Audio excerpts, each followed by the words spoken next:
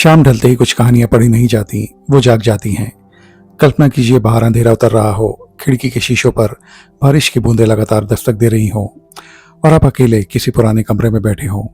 तभी कोई आपके पीछे आकर बहुत धीमी आवाज में कहे, इस कहानी को अंधेरा होने के बाद मत पढ़ना। लेकिन तब तक बहुत देर हो चुकी हो, क्योंकि कुछ कहानियां सिर्फ डराती नहीं हैं, वो माहौल को और भी ज्यादा डरावना बना देती हैं। और आज की कहानी ऐसी ही एक कहानी है, एक ऐसी कहानी जिसे पढ़ते पढ़ते शायद आपको भी लगे कि कमरे में आपके अलावा कोई और भी मौजूद है।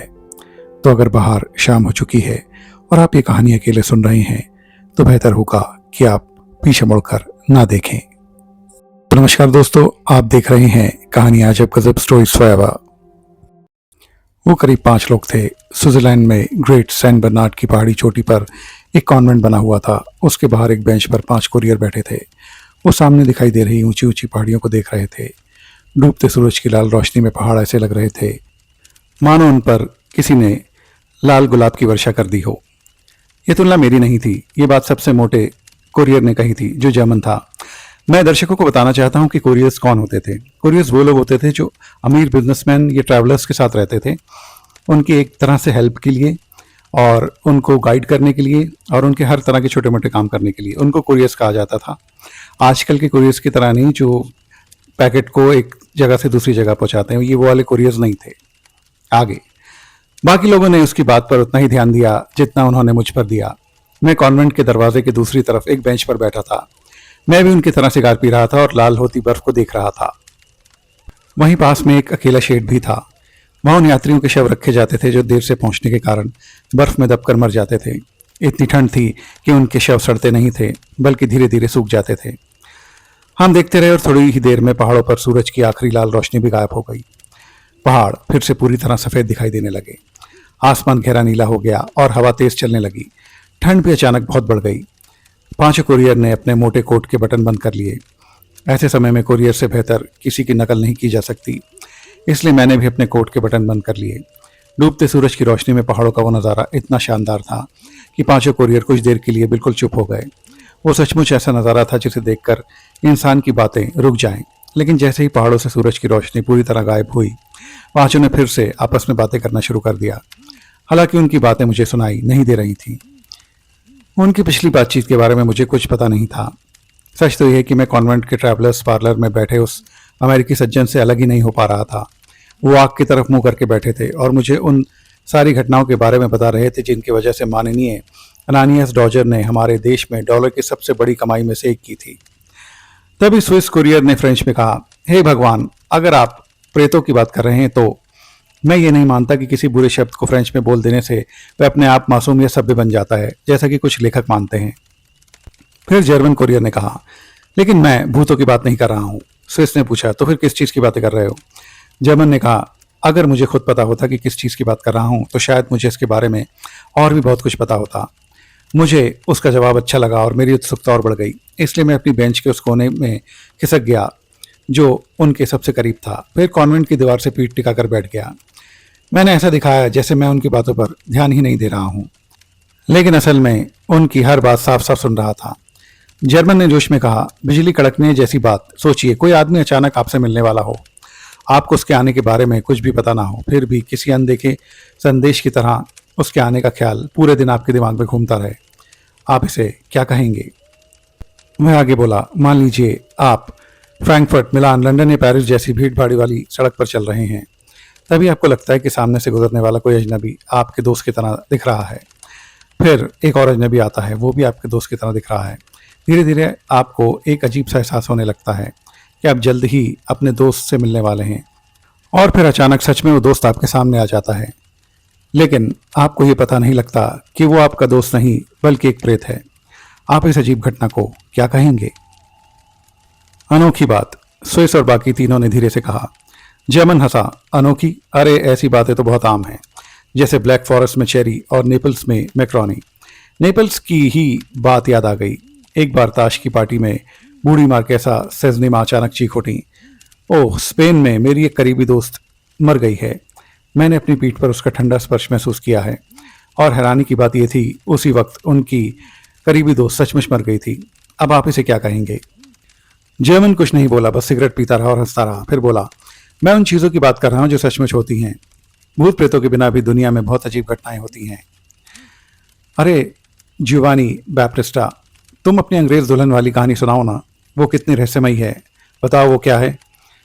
कमरे में अचानक सन्नाटा छा गया। मैंने चारों ओर देखा, जिसमें बैप्टिस्टा समझ रहा था। वो चुपचाप अपनी सिगरेट जला रहा था। जेनोआ का रहने वाला वो आदमी नया सिगार जलाकर बोला, अंग्रेज दुल्हन की कहानी, ठीक है सुनिए, लेकिन ये कोई लंबी कहानी नहीं है। हाँ, एक बात पक्की है, जो मैं बताने जा रहा हूँ वो बिल्कुल सच है। फिर उसने अपनी बात शुरू की। करीब 10-15 साल पहले मैं लंदन के बॉन्ड स्ट्रीट के लॉन्ग्स होटल में एक अंग्रेज सज्जन से मिला। उन्होंने मेरे कागजात देखे और मुझे 6 महीने के लिए अच्छी तनख्वाह पर नौकरी दे दी। वो जवान, खूबसूरत और बहुत खुश मिजाज थे। उन्हें एक अमीर और बेहद खूबसूरत अंग्रेज लड़की से प्यार था और जल्द ही दोनों की शादी होने वाली थी। शादी के बाद गर्मियां बिताने के लिए उन्होंने रिवियरा में जेनोआ से कुछ दूर एक पुराना महल किराए पर लिया था। वो जगह समुद्र के किनारे थी और चारों तरफ बड़े बड़े बगीचे और घने पेड़ थे। महल बहुत बड़ा और शानदार था, लेकिन पेड़ों की वजह से वहां हमेशा थोड़ा अंधेरा और उदासी की खामोशी रहती थी। मैं उस जगह को अच्छी तरह जानता था, इसलिए जब उन्होंने मुझसे पूछा कि क्या मैंने उस जगह को देखा है, तो मैंने तुरंत कहा, हाँ, मैं उस जगह को बहुत अच्छी तरह जानता हूँ। पर मुझे पता नहीं था कि उस महल में होने वाली कुछ गतिविधियां बहुत डरावनी होने वाली हैं। फिर तो सब ठीक चल रहा है बैप्टिस्टा, उन्होंने पूछा। बिल्कुल सेनियोर, सब बढ़िया चल रहा है। हमारी यात्रा के लिए एक शानदार नया रथ तैयार था, शादी भी हो गई थी और दोनों बेहद खुश थे। मैं भी खुश था। सफर के दौरान में गाड़ी के पीछे बैठी नौकरानी लाबेला कैरोलिना को अपनी भाषा सिखाता रहता था। वह भी बहुत खुश मिजाज लड़की थी। सब कुछ ठीक चल रहा था, लेकिन तभी मैंने अपनी मालकिन में एक अजीब बदलाव देखा। कभी कभी वो अचानक चुप हो जाती, उनके चेहरे पर डर और चिंता साफ दिखाई देती थी। एक शाम दक्षिणी फ्रांस में उन्होंने मुझे मालिक को वापस बुलाने भेजा। मालिक लौटे तो वह खिड़की से उनका हाथ थामकर उनसे प्यार से बातें करने लगी। उन्हें हिम्मत देती रही। थोड़ी देर बाद वह खुद भी हंसने लगी और सब कुछ सामान्य हो गया। मुझे कुछ समझ नहीं आया। मैंने लाबेला कैरोलिना से पूछा, मालकिन की तबीयत क्या खराब है? नहीं, वो उदास हैं। नहीं, उन्हें रास्ते में कोई डर लग रहा है। नहीं, लेकिन सबसे अजीब बात यह थी कि जवाब देते समय वो मेरी तरफ देख ही नहीं रही थी, बस बाहर देख रही थी, यानी कि कैरोलिना। मुझे यकीन हो गया था कि वह कुछ छिपा रही है और आखिरकार एक दिन उसने मुझसे वो राज साझा किया। कैरोलिना ने आखिरकार धीमे से कहा, अगर आपको जानना ही है तो मुझे लगता है मालकिन हॉन्टेड हैं। मैंने पूछा, किस वजह से? एक सपने की वजह से। कैसा सपना? शादी से एक रात पहले उन्होंने एक आदमी का चेहरा सपने में देखा। सांवला चेहरा, काले बाल, ग्रे मूछें और काले कपड़े। चेहरा अजीब था लेकिन डरावना नहीं। बस वो आदमी अंधेरे में खड़ा होकर उन्हें लगातार घूरता रहता था। क्या वो सपना फिर आया? नहीं, लेकिन उस चेहरे की याद ही उन्हें परेशान करती है। मैंने पूछा, आखिर क्यों? कैरोलिना ने सिर हिलाया। उन्हें खुद नहीं पता, लेकिन कल रात मैंने उन्हें कहते सुना था कि अगर हमारे पुराने इटालियन घर में उस आदमी की कोई तस्वीर मिल गई तो वह इसे बर्दाश्त नहीं कर पाएंगी। ये सुनकर मैं भी डर गया। मुझे मालूम था कि उस पुराने महल में बहुत सारी तस्वीरें लगी थीं। अब मुझे भी डर लगने लगा था कि कहीं उनमें वही चेहरा ना मिल जाए। और जैसे जैसे महल के करीब पहुंचे, मौसम भी बिगड़ता गया। शाम बेहद उदास थी, आसमान में काले बादल थे और दूर दूर तक बिजली चमक रही थी। मुझे लगने लगा था कि हम किसी मुसीबत की तरफ शायद बढ़ रहे हैं। बाहर तूफान अपने जोर पर था। पहाड़ों के बीच बादलों की गरज गूंज रही थी। दीवारों की दरारों में छिपकलियां घबराकर भाग रही थीं। मेंढक लगातार टर्रा रहे थे और समुद्र की तेज हवाएं पेड़ों को झकझोर के रख रही थीं। तभी सैन लोरेंजो की बिजली जोर से कड़की। जेनुआ के पुराने महल अक्सर समय और समुद्री हवाओं से बर्बाद हो जाते थे। हमारी हवेली भी कुछ ऐसी ही थी। दीवारों का प्लास्टर उखड़ चुका था। खिड़कियां की लोहे की सलाखों पर जंग लगी थी और आंगन में घास उगाई थी। महीनों से नहीं बल्कि सालों से वो महल बंद पड़ा था। अंदर कदम रखते ही सीलन की स्मेल आने लगी और ये बासी गंध बहुत महसूस हो रही थी। संतरे और नींबू के पेड़ों की हल्की खुशबू भी उस बंद घर की पुरानी गंध में घुल चुकी थी। हर कमरे, हर अलमारी और हर दराज में वही अजीब सी सीलन की स्मेल थी। सभी खिड़कियां कसकर बंद थीं। घर की देखभाल के लिए बस 2 बूढ़ी औरतें थीं। उनमें से एक दरवाजे पर बैठकर तकली से सूत काटती रहती और धीमे धीमे कुछ बुदबुदाती रहती थी। और इसी अजीब डरावने माहौल में महल के मालिक, मालकिन लाबेला कैरोलिना और मैं वहां मौजूद थे। मैं सबसे पहले प्लाजो के अंदर गया और खिड़कियां खोलने लगा। जैसे ही शाम की रोशनी अंदर आई, कभी बारिश की बूंदें, कभी चूने के टुकड़े और कभी कोई मोटा सा मकड़ा मेरे ऊपर गिर पड़ता। थोड़ी देर के बाद मालिक, मालकिन और लाबेला कैरोलिना भी अंदर आ गए। फिर हमने एक एक करके सारी तस्वीरें देखनी शुरू की। मालकिन के मन में बस एक ही डर था, कहीं वो वही चेहरा तो नहीं दिख जाएगा जो उन्होंने अब सपने में देखा था। लेकिन तस्वीरों में अलग अलग दृश्य थे, कुछ युद्ध के दृश्य, कुछ जंगलों के, कुछ पहाड़ों के। मगर वो आदमी नहीं था। काले कपड़ों में एक सांवला रहस्यमय आदमी, काले बाल, ग्रे मूछें और जो अंधेरे से मालकिन को घूर रहा हो, ऐसी कोई तस्वीर थी ही नहीं। आखिर हमने पूरा महल देख डाला और फिर बगीचे में चले गए। बगीचा बहुत बड़ा और घना था। वहां खुले आसमान के नीचे एक छोटा सा देहाती थिएटर भी था। मालकिन ने वहां भी बेचैनी से चारों तरफ देखा, जैसे उन्हें डर हो कि कहीं वो चेहरा यहाँ भी दिखाई न दे। मालकिन ने अब कहा कि मुझे यहाँ कुछ अच्छा नहीं लग रहा। फिर मालिक ने मुस्कुराकर कहा, अब तो तुम देख ही रही हो क्लारा, यहाँ कुछ भी नहीं है। अब तुम चिंता मत करो, अब तुम निश्चिंत हो जाओ। धीरे धीरे मालकिन का डर भी कम होने लगा। वो गाने लगी, हार बजाती, पुरानी तस्वीरों की नकल करती और मालिक के साथ हरे भरे बगीचे में घूमने लगती। उन्हें लगता था कि शायद वो डरावना सपना बस एक सपना ही था। कुछ ही दिनों में लाबेला पूरी तरह खुश रहने लगी थी। सुबह घुड़सवारी करते हुए मास्टर हंसते हुए मुझसे कहते, सब ठीक है पेप्टेस्टा। मैं लाबेला को डुओमो कैफे, ओपेरा, गांव के उत्सव, पब्लिक गार्डन और मैरियोनेट शो दिखाने ले जाता। वो हर नई चीज़ देखकर खुश हो जाती थी। इसने इतालवी भी सीख ली थी और वह भी इतनी जल्दी कि यकीन करना मुश्किल था। लेकिन मालकिन का वो डरावना सपना क्या सच में पूरी तरह भुला दिया गया था? मैंने कई बार कैरोलिना से पूछा। उसका जवाब हमेशा एक ही होता, लगभग, लेकिन पूरी तरह नहीं। फिर एक दिन मास्टर ने मुझे बुलाया। बैप्टिस्टा। जी सीनियर। उन्होंने कहा, आज एक खास मेहमान हमारे साथ खाना खाएगा। उसका नाम सीनियर डेलोम्ब्रा है। आज का खाना किसी राजकुमार जैसा होना चाहिए। नाम मेरे लिए बिल्कुल नया था, लेकिन उन दिनों राजनीतिक वजहों से कई लोग अपना नाम बदल कर रह रहे थे, इसलिए मैंने भी ज़्यादा ध्यान नहीं दिया। शाम को सीनियर डेलोम्ब्रा आए। मैं उन्हें पुराने प्लाजो के बड़े रिसेप्शन रूम में ले गया। मास्टर ने उनका स्वागत किया और फिर उन्हें मालकिन से मिलवाया। लेकिन जैसे ही मालकिन ने उन्हें देखा, उनका चेहरा अचानक सफ़ेद पड़ गया। मैंने तुरंत उस अजनबी की ओर देखा। उसने काले कपड़े पहन रखे थे और तभी मुझे कुछ ऐसा दिखाई दिया जिसे देखकर मेरे भी रोंगटे खड़े हो गए। सीनियर डेलोम्ब्रा शांत और रहस्यमयी स्वभाव के व्यक्ति थे। सांवला चेहरा, काले बाल और ग्रे मूछें, बिल्कुल वैसा ही चेहरा जैसा मालकिन ने अपने डरावने सपने में देखा था। मालिक ने तुरंत मालकिन को उठाकर उनके कमरे में पहुंचाया और कैरोलिना को उनके पास भेज दिया। बाद में कैरोलिना ने मुझे बताया कि मालकिन पूरी तरह डर गई थी और पूरी रात उसी सपने के बारे में सोचती रहीं। सीनियर डेलोम्ब्रा ने भी बड़ी शालीनता से उनकी तबीयत के बारे में पूछा। उन्होंने कहा कि इन दिनों चल रही गर्म, नुकसानदेह हवा की वजह से भी उनकी तबीयत बिगड़ सकती है। फिर वे चले गए और बोले कि मालकिन ठीक होंगी तो दोबारा मिलने आएंगे। लेकिन अगले ही दिन वह घोड़े पर सवार होकर महल के दरवाजे पर आ पहुंचे। उन्होंने मालकिन का हाल पूछा और उस हफ्ते वह कई बार और आए। अब मालिक ने ठान लिया था कि मालकिन के मन से इस डर को किसी भी तरह निकालना है। उन्होंने उन्हें समझाया कि अगर वो इस अजीब डर को अपने मन में जगह देती रहीं तो बात बहुत बिगड़ सकती है। आखिरकार सीनियर डेलोम्ब्रा दोबारा आए। इस बार मालकिन ने उनसे मुलाकात तो की, लेकिन उनके चेहरे पर डर और झिझक अब भी साफ दिखाई दे रही थी। उस शाम सब कुछ शांत रहा। मास्टर को लगा कि मालकिन का डर अब खत्म हो रहा है, इसलिए उन्होंने सीनियर डेलोम्ब्रा को बार बार महल में बुलाना शुरू कर दिया। डेलोम्ब्रा पढ़े लिखे और कला प्रेमी इंसान थे। तस्वीरों, किताब और संगीत की उन्हें अच्छी समझ थी, इसलिए महल में उनका आना जाना बिल्कुल स्वाभाविक लगने लगा। लेकिन मुझे साफ दिख रहा था कि मालकिन अभी भी पूरी तरह ठीक नहीं हुई थी। जब डेलोम्ब्रा सामने आते तो वे अक्सर नजरें झुका लेती, कभी डरकर उनकी तरफ देखती जैसे उस आदमी की मौजूदगी में कोई अजीब ताकत छिपी हो। मुझे अब भी कैरोलिना की कही बात याद थी। सपने में दिखे उस आदमी का चेहरा बिल्कुल डेलोम्ब्रा जैसा था। एक दिन मैंने मास्टर को मालकिन से कहते सुना, क्लारा, अब सब खत्म हो गया। डेलोम्ब्रा आया और चला गया और तुम्हारा डर भी खत्म हो गया। मालकिन ने धीरे से पूछा, क्या वो फिर आएगा? बिल्कुल, बार बार आएगा। मालकिन का चेहरा उतर गया। लेकिन वह मुझे डराता है। क्या उसका बार बार आना ज़रूरी है? मास्टर हंसकर बोले, हाँ क्लारा, ये तो ज़रूरी है। मालिक को लग रहा था कि अब मालकिन पूरी तरह ठीक हो जाएंगी। और सच में कुछ दिनों तक सब कुछ सामान्य दिखाई दिया। मालकिन खुश थी और मास्टर भी। वह मुझे देखकर फिर मुस्कुराते और पूछते, सब ठीक है बैप्टिस्टा? मैं जवाब देता, हाँ सीनियर, भगवान का शुक्र है, सब बहुत अच्छा है। लेकिन मुझे क्या पता था कि यह शांति बस एक तूफान से पहले की खामोशी थी। कार्निवल के दिनों में हम रोम में थे। एक रात जब मैं होटल लौटा तो मैं कैरोलिना को सड़क पर घबराई हुई हालत में दौड़ते देखा।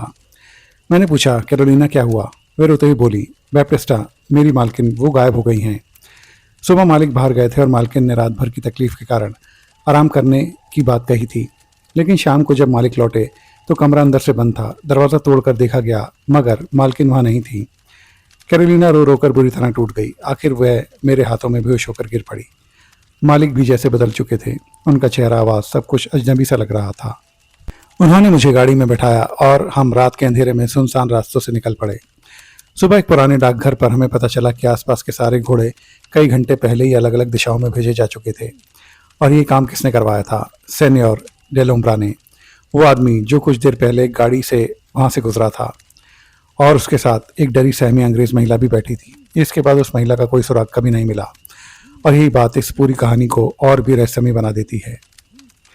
जेमन कुरियर ने कहा, सपनों में वही डरावना चेहरा और फिर उसके सामने वही आदमी। इसे तुम क्या कहोगे? भूत प्रेत? नहीं, वहाँ कोई भूत नहीं था। लेकिन मेरी एक और कहानी सुनो। एक बार मैंने जेम्स नाम के एक बुजुर्ग अंग्रेज व्यापारी के साथ काम किया था। उनका एक जुड़वा भाई था, जॉन। दोनों कुंवारे थे और एक दूसरे से बहुत प्यार करते थे। दोनों लंदन में साथ व्यापार करते थे, लेकिन अलग अलग जगह रहते थे। जेम्स को जल्द ही मेरे साथ जर्मनी की यात्रा पर निकलना था। यात्रा से कुछ दिन पहले जॉन उनके साथ कुछ दिन रहने पोलैंड स्ट्रीट आ गए, लेकिन दूसरे ही दिन उन्होंने कहा, जेम्स, मेरी तबीयत कुछ ठीक नहीं है, शायद कोई प्रॉब्लम नहीं है ज़्यादा, बस गठिया का दर्द है। मैं घर जाकर अपनी पुरानी हाउसकीपर की देखभाल में रहूँगा। अगर ठीक हो गया तो तुम्हारे जाने से पहले वापस आ जाऊँगा, और अगर नहीं आ पाया तो तुम खुद मुझसे मिलने आ जाना।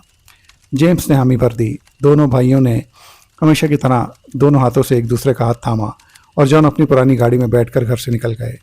लेकिन किसी को अंदाज़ा नहीं था कि इसके बाद जो होने वाला था वो बेहद अजीब और आश्चर्यजनक था। उसके बाद की रात, यानी हफ्ते की चौथी रात, मिस्टर जेम्स अचानक मेरे कमरे में आए। उन्होंने गाउन पहन रखा था और हाथ में जलती हुई मोमबत्ती थी। उन्होंने मुझे जगाया और बिस्तर के किनारे बैठ गए और धीमी सी आवाज़ में मुझे कहा, विल्हेम, मुझे लगता है मैं किसी अजीब प्रॉब्लम का शिकार हो गया हूँ।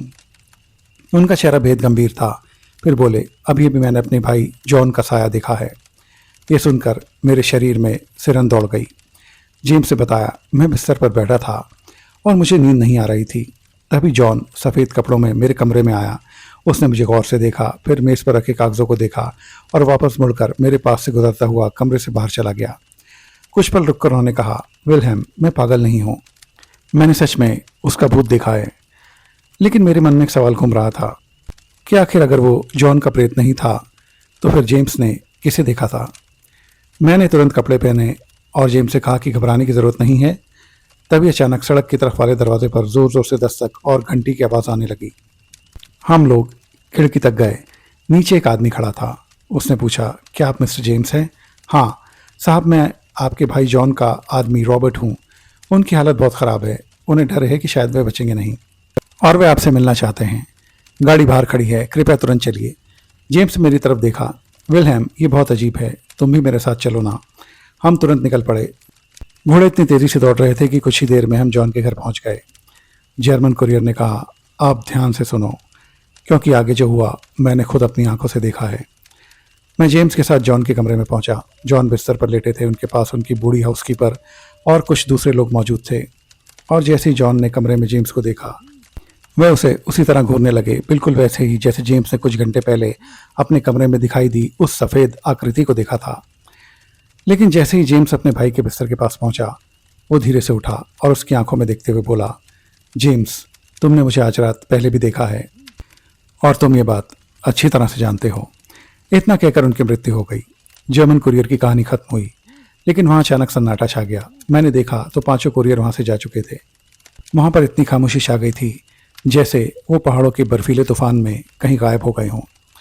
उस वीरान जगह पर अब अकेले बैठने की मेरी हिम्मत नहीं थी, इसलिए मैं वापस कॉन्वेंट के पार्लर में आ गया।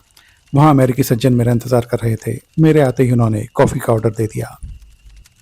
तो डियर फ्रेंड्स, ये थी कहानी ढलती शाम के खौफनाक साए। ये कहानी आपको कैसी लगी प्लीज़ कमेंट करके ज़रूर बताएं। मेरे चैनल को लाइक, शेयर और सब्सक्राइब ज़रूर करें और बेल आइकन प्रेस करना भी ना भूलें। मेरे और भी इंटरेस्टिंग वीडियोस आपको मेरे चैनल पर मिल जाएंगे। उन्हें भी अपने फ्रेंड्स और फैमिली के साथ ज़रूर एंजॉय कीजिए। डियर फ्रेंड्स, अब आप मेरे सब्सक्राइबर्स नहीं फैमिली हैं, तो देखते रहिए कहानियाँ अजब गजब स्टोरीज फॉरएवर। डियर फ्रेंड्स, वो हाई बटन प्रेस करना भी ना भूलें। आप सब लोगों की बहुत अच्छी सेहत और ब्राइट फ्यूचर की कामना के साथ मैं लेता हूँ आपसे विदा। मिलते हैं आप सब लोगों से मेरे अगले इंटरेस्टिंग वीडियो में। तब तक के लिए बाय बाय।